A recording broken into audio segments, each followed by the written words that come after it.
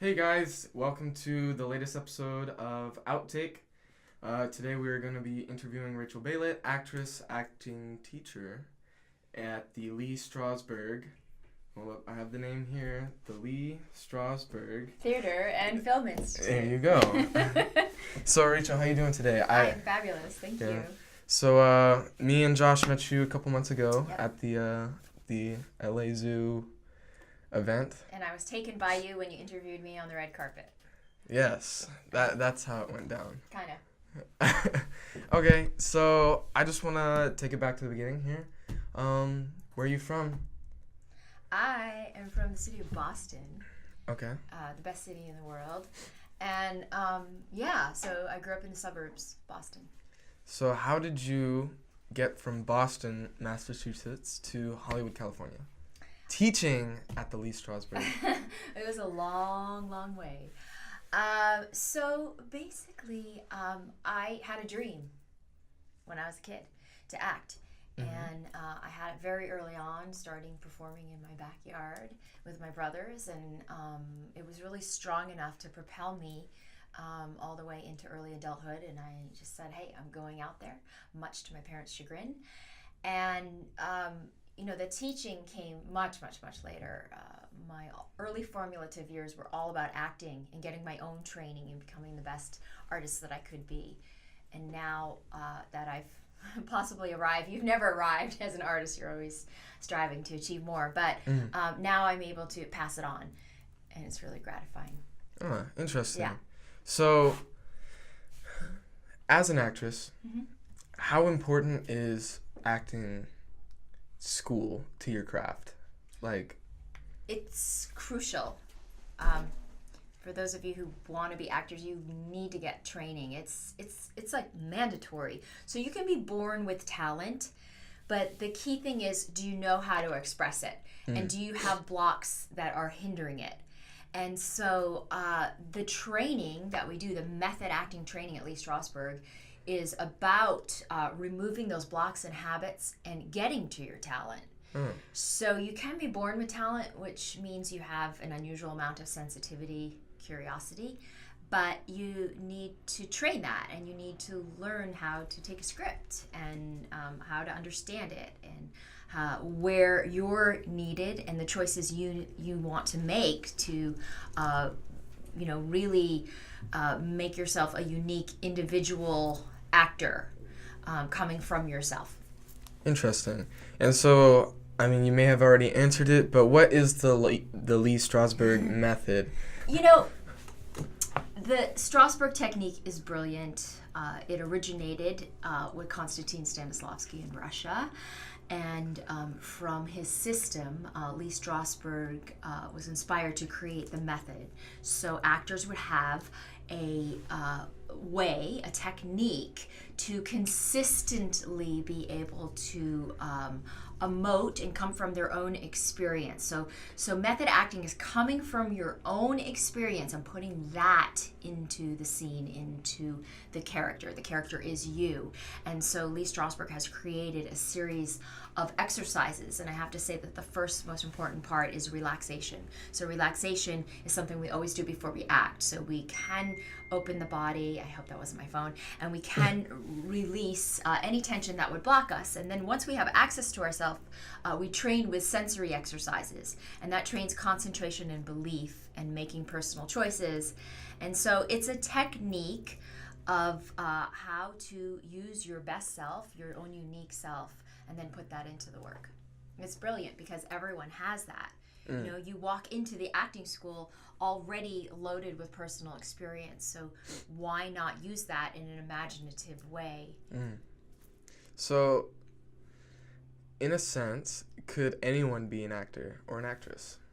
Yes, if one is committed and if one is willing to take chances, to be open, to get the training, yes, I believe that anyone can. Now, is it easier for some people? Absolutely.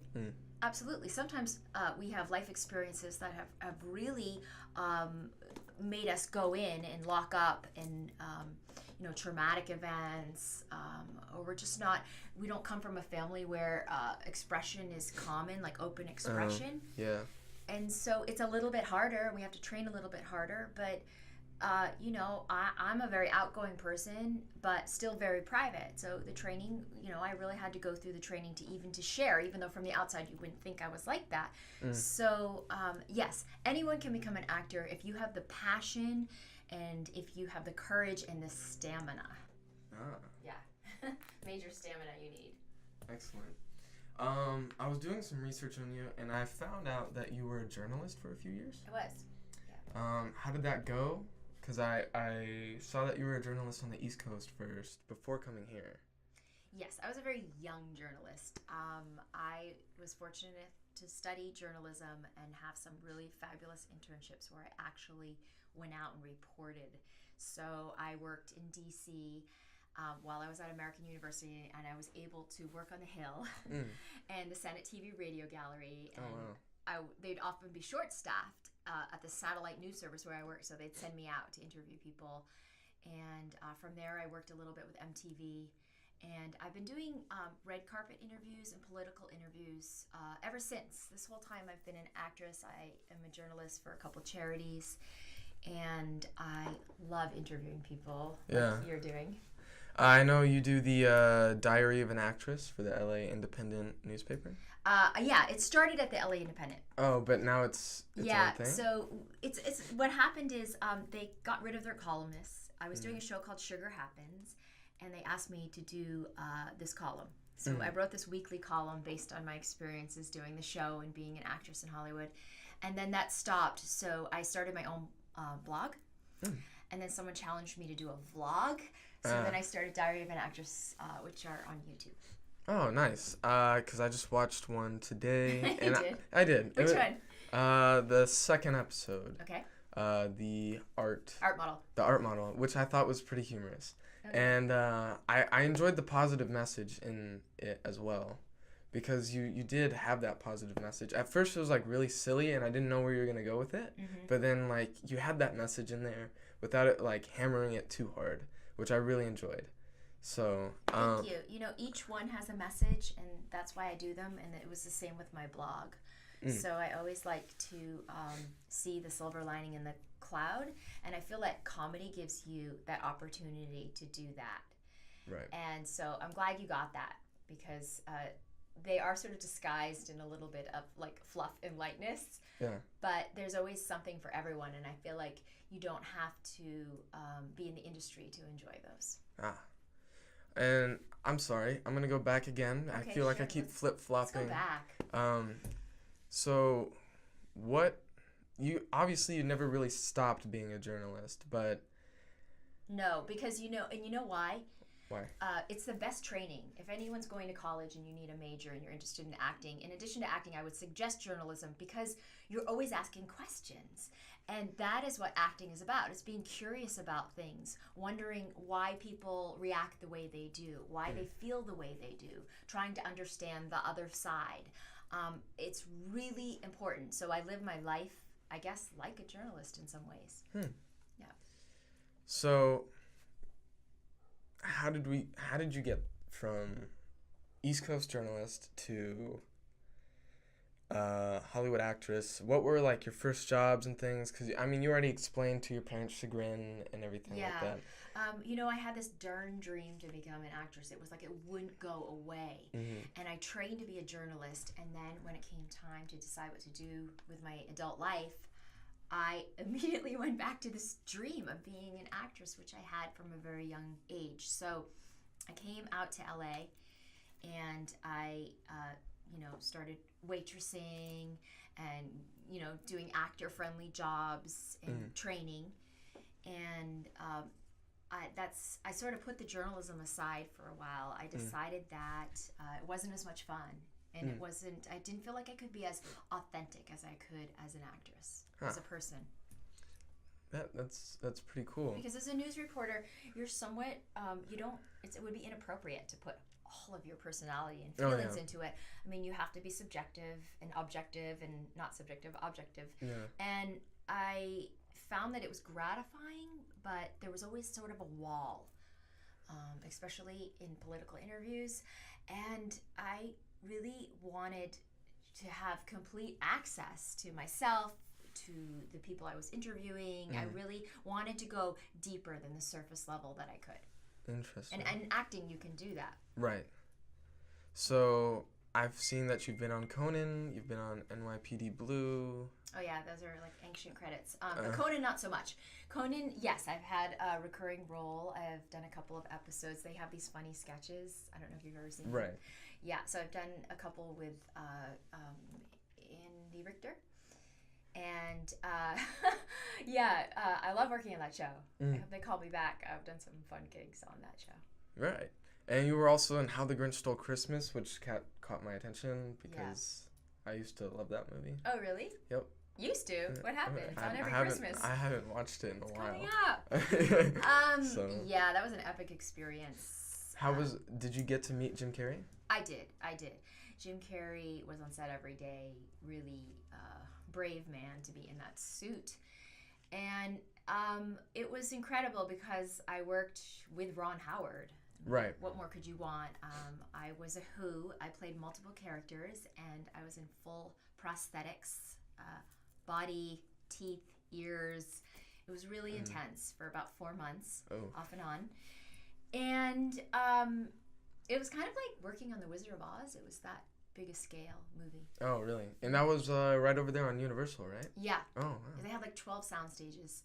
And we get to work at 3:30 every day, at least every Monday. It would get later as the week went on, and we had a whole soundstage just for makeup and hair. And it took about 2 hours to get Whoized, I guess is the name. It turned into a Who. It took a really long time just to prep to get to set. Yeah. So wow. I love that experience. I've never worked on a movie of that big a scale before. Yeah. And it's you worked with Ron Howard, and it seems like you have some sort of relationship with Ron Howard because I saw that you were tweeting him the other day. You did? Yeah. Oh, wow. Yeah. So Ron Howard is the nicest guy, and I knew his dad who just passed away, Rance. And what I didn't tweet to Ron was that actually I was talking with Rance about doing a project. He was going to play my dad or my grandfather, I can't remember, and I pitched this project, and we'd had lunch. And I dropped it. I'm so sorry I did that because he was an epic actor. And Ron, I had done this pilot called Rach around the time, right before I did The Grinch. And it's an idea that I still haven't sold. But anyhow, so I showed it to Ron. And he actually watched it. And he called me, which was really cool, to tell me what he thought about it, what he liked, what he didn't like. And I've run into him a couple times since. I'm friendly with his producer, Louisa, who's incredible. And I haven't worked with him since that movie, but I just have this feeling that I'm going to someday. That's awesome, because, you should hit him up. Yeah. And be in Han Solo. He's directing... I know. Be in Star Wars. I know. I'd really like to be in Star Wars. I kind of got off the track with, following what he was doing because the teaching has just been very intensive. Oh, yeah. Tell us about that. Well, I've just returned from teaching for 9 weeks in Boston. And I started last April. I went with David Strasberg to do a seminar. Is he related to Lee Strasberg? He's his son, yes. Oh, wow. And my teacher, my mentor, and he was extremely generous in getting me started there. So it's my hometown. I've always wanted to be able to go back and forth so I could see my family more. And so he came with me last April, and we rented some space at ART, the Oberon Theater in Cambridge, and we did a seminar. Okay. I got my core group of students, and then I went back last summer and taught an intensive, and then I just did one this fall. And so I'm teaching my own private class at the Boston Center of the Arts, and also at Boston Casting, which is one of the largest casting companies in Boston. Wow, that's pretty nice. Yeah, so I'm the official representative of method acting there, and I'm honored. It's like this huge, huge honor, and the students are so hungry for it. And I love the Boston actors. They are the loveliest people. And we just did an open house and presented our work in our studio, and I'm going to go back again in this spring and summer. Here's a question. Yeah. How is it finding students in a Like, it's not like as prolific as Hollywood, Yeah. where like everyone here wants to be an actor. You know what I mean? But in Boston, I don't know. I feel like it wouldn't be. I've never been to I know you Boston. think that, and yet there's this huge community in Boston of actors. First of all, the theater in Boston is unbelievable. The Huntington Theater, the ART, all these big theaters, the shows are going to Broadway. I mean, there's been a whole bunch of them from ART, and so that's that. Then the film work, there are 3 series right now that there's Castle Rock, Stephen King's. There's a new pilot with Ben Affleck and Matt Damon up on the hill that's going to film there. And then there's Smilf on Showtime. They do major movies. They're shooting Equalizer 2 there right now. So there are a lot of actors. Oh, wow. You have to imagine. Now, not as many as here. I just Right. taught at the Screen Actors Guild in New England. I taught 2 classes. And I think they said they have 3,000 members. So there's not as many union members, but it's growing, and they have great tax incentives to film in Boston. So how did I find them? Well, word of mouth, people sharing the information. There's an organization called Stage Source where I advertised, I guess. And once I got it going, then people started contacting me.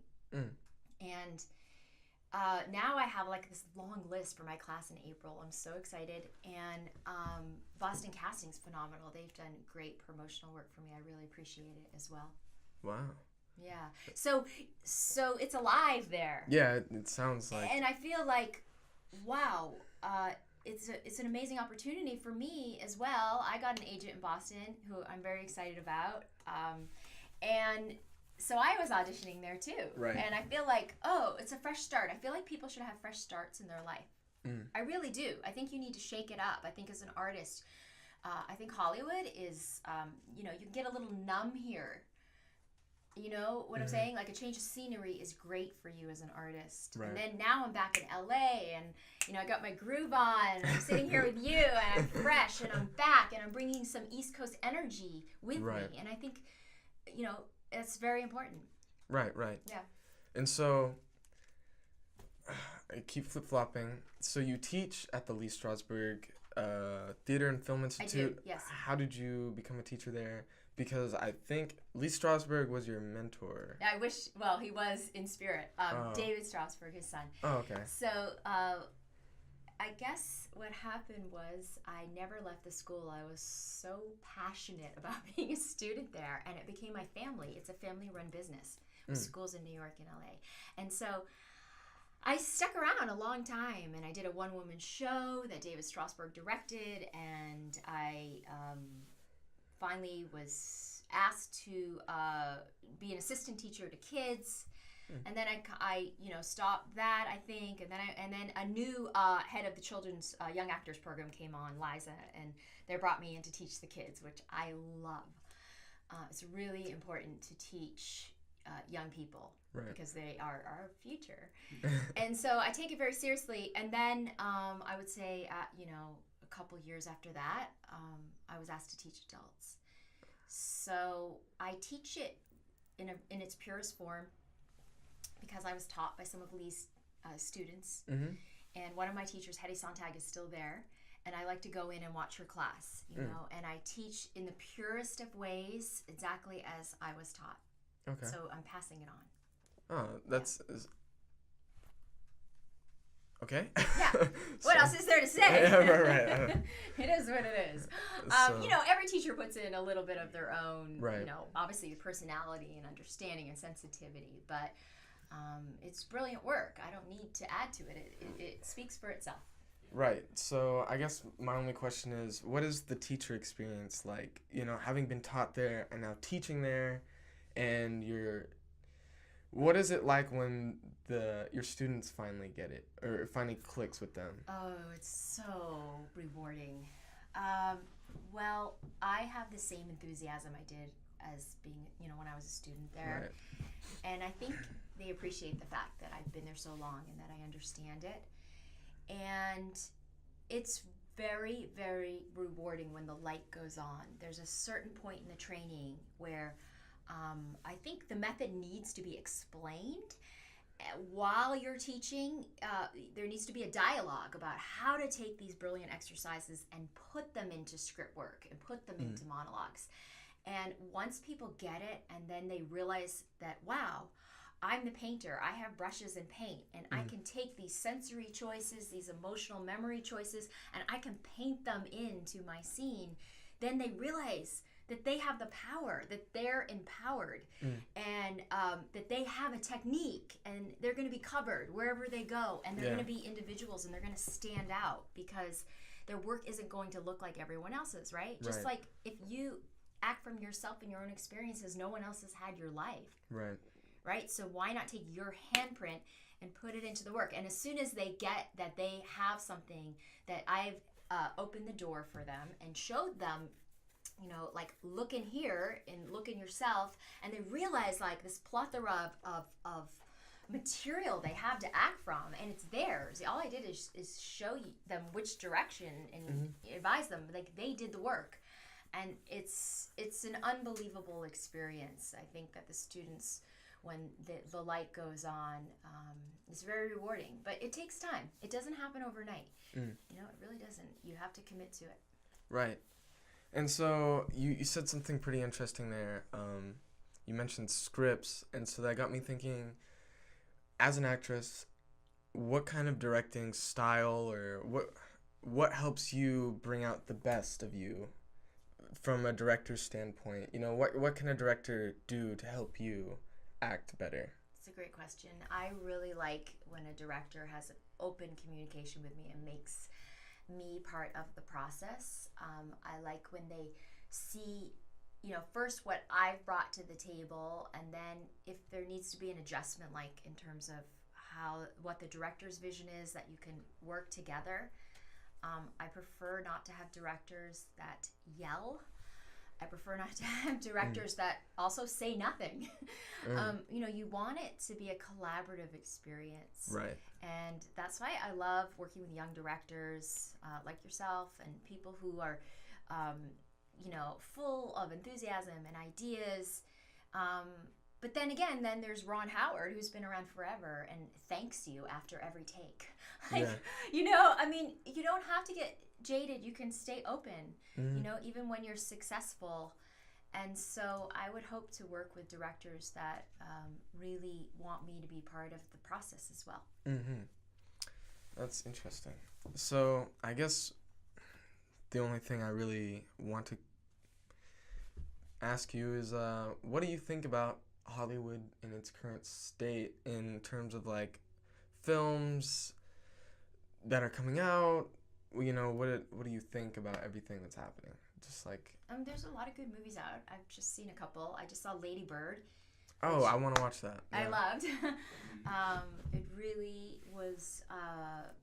It was really touching, and it was really a slice of life of a coming of age movie that everyone can relate to. And I love the acting. I love the directing. And I just saw the new Frances McDormand film, and it's got a really complicated name. Something with billboards, 3 billboards. Oh, 3 billboards. She's a phenomenal actress. Yeah. She's fantastic. So I think she's someone to study. I like, quirky, offbeat. I'm not into I like female action movies. I shouldn't say that. Wonder Woman was fantastic and went a lot deeper than I thought it was going to in terms of backstory and history, and it was really comprehensive. So I enjoyed that film. Right now I'm, streaming a French film on Netflix, Marianne Cotillard. I try to see a little of everything. And I definitely like to stay on top of culture since I teach teens. I want to know, what they're reading, what they're watching. It's important to me that I can speak the same language as my students. Ah, interesting. Yeah. So. Wow. I'm trying to think. Can I interview you now? Okay. Can we switch it? I want to spend this next part of my career really like giving back, inspiring, helping people, to find their voice. It's so important to me. Yeah. So as a young actor, who can I come to if I want to get started, like at a film school or anything like that? Like, where do I go to? Who can I talk to? Okay, so you can definitely talk to me. Any actors that want to write to this podcast, I'm happy to answer any questions or to your email. Okay. It is hard. Like, how do you start? There's no rule book. I've always thought about writing a book or giving a class. Like, how do you start? It's daunting. And I made a lot of mistakes and wasted a lot of time. And I wish someone had given me some shortcuts. But everyone's path is different, you know? And I'm still figuring it out too. I'm always in the process of figuring it out and rebooting. So, you know, if you want to act, then you want to get in a class. And classes can be expensive, but then there's some that aren't, you know? So you should try and figure out what interests you. Like, what do you want to study? Do you want to study the classics? Are you an improv actor? If you want to study method acting, then from there, you know, you really can go anywhere once you have some basic technique. But there are other techniques for sure. And, you know, so you should do a lot of investigation, reading on acting, find actors that you really respect, like Frances McDormand, and figure out what did they do, where did they study, read a lot of biographies, watch things on YouTube, documentaries. And then I would find a class, something that's doable. I would also try and find a mentor, really important. So if you have a friend in the industry, a friend of your uncles or aunts, you know, like follow the paths. Anyone from your university, any alumni from your school, anyone who is from the country you're from or your grandparents are from, or anything that you just have something in common with. Right. And that's what I did when I got out here. I found a lot of alumni. I found people that were from Boston that would take the time to sit and talk with me. And that was really, really important. In fact, one of the first jobs I did was like a casting director who's from my town, you know? And so start with the natural things. And I always take like a big piece of drawing paper and I write things and I connect them. And I think it's important because you may have opportunities that are right next to you that you don't even see. Wow. And don't be afraid to ask. Really, don't be afraid to ask, like, can you help? Can you answer some questions? And then, you know, you want to, once you get some training, then you need to have the business side of it. You want to get some headshots. You want to get experience. Do lots of student films. Excellent opportunity. And then there's casting websites that you can submit on, like Actors Access, LA Casting. You can self-submit backstage. And you want to get going. Do theater. That's the best way to learn how to act.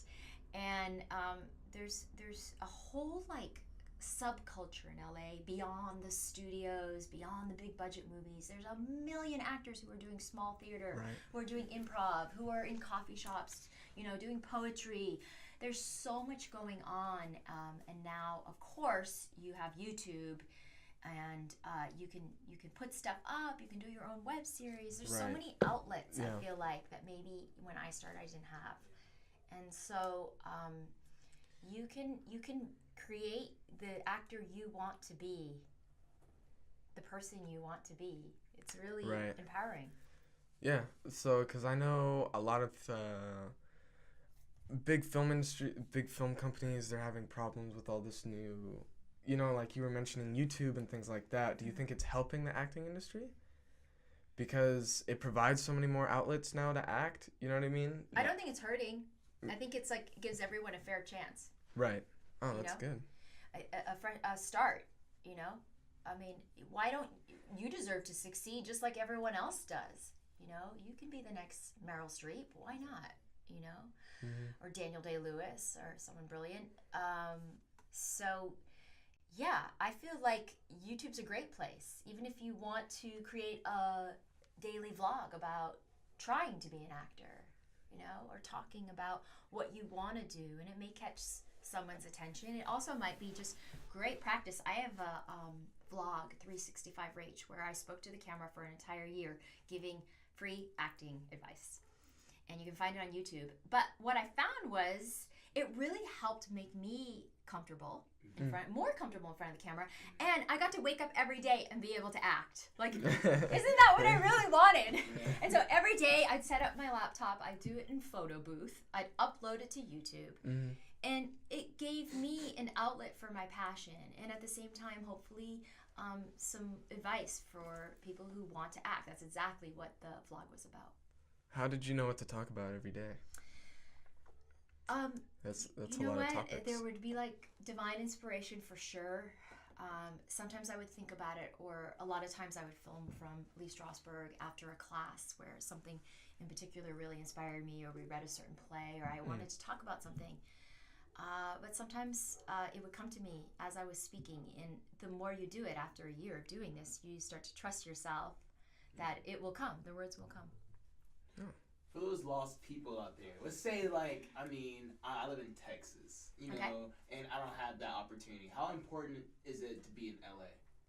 Is it that important really, honestly, or? I don't think so. I think if you really want to do like big Hollywood movies and TV series, then yes, you want to be here to audition for those things.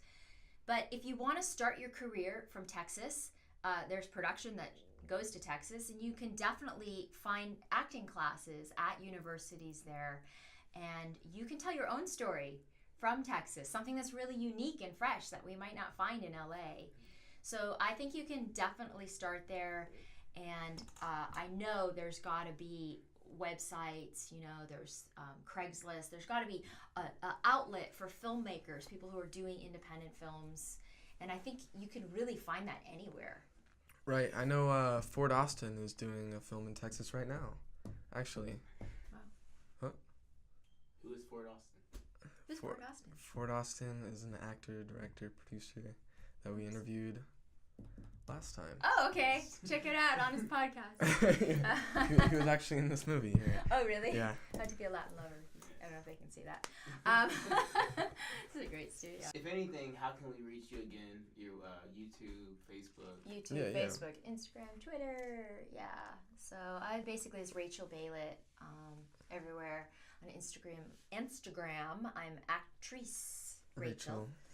And, I think that you can, any questions that you guys have, I'm here to serve. And so I feel like you've asked me some excellent questions, and I hope that people listening to this will, feel like it's possible. Anything's possible.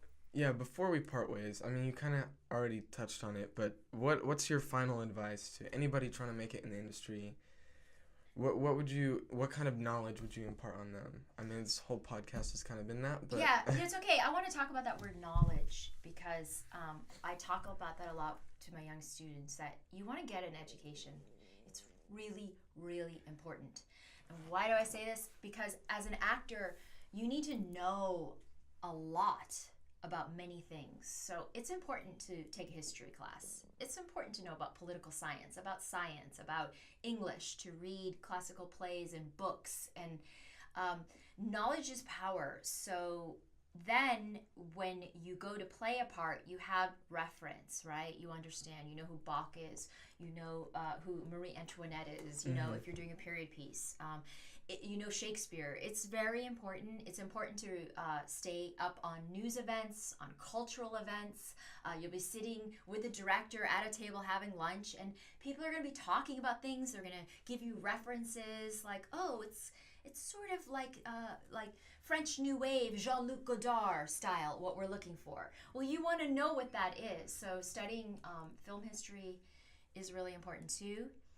And I think that you want to be a complete person as an actor. You don't just want to be an actor walking around, and not embodying the full experience of being a human being, because being a true actor is being the best, most versatile human being you can be, and living life and going out and observing life and traveling and having experiences with people that are different from you, listening and talking to people that are different from you, understanding different cultures. you want to try something new every day, you know, whether it's a food or music or radio station. You want to expose yourself constantly to new things so you're inspired, and then you can give that back with your acting. So read books, you know, listen to music, go to concerts, go to plays. There's plenty of free events, and go to museums. Understand art. Those are also references for films. People use art all the time. Styles, you know, absurdism, different points of view. So every day I tell my actors, you can be working on yourself as an actor. You don't have to be in class. Those days we don't have class. Go out, you know, take a bus ride to a different part of town, walk around, you know, try something new. And I feel like constantly we can be observing other people. Like, why do they walk like that? What does it feel like to walk like that 90-year-old man going across the street, you know, or carrying that heavy bag? Or what would it be like to be in that person's shoes? And this costs nothing, you know. You can do this all the time, and it's a mindset to be an actor. So that, going back to my original point, I think talent is curiosity and sensitivity. And curiosity is a huge thing. And so this is important also for filmmakers, for writers. And so going back to your original questions, how does someone get started? Maybe you get started just enlarging yourself as a human being, improving upon yourself and growing. Wow. Yeah. That was really good. I think, well, thank you very much, Rachel. Yes. And we'll get you back soon, hopefully. Can't wait. Yeah. Okay, go for it, guys. All right. Thank you. I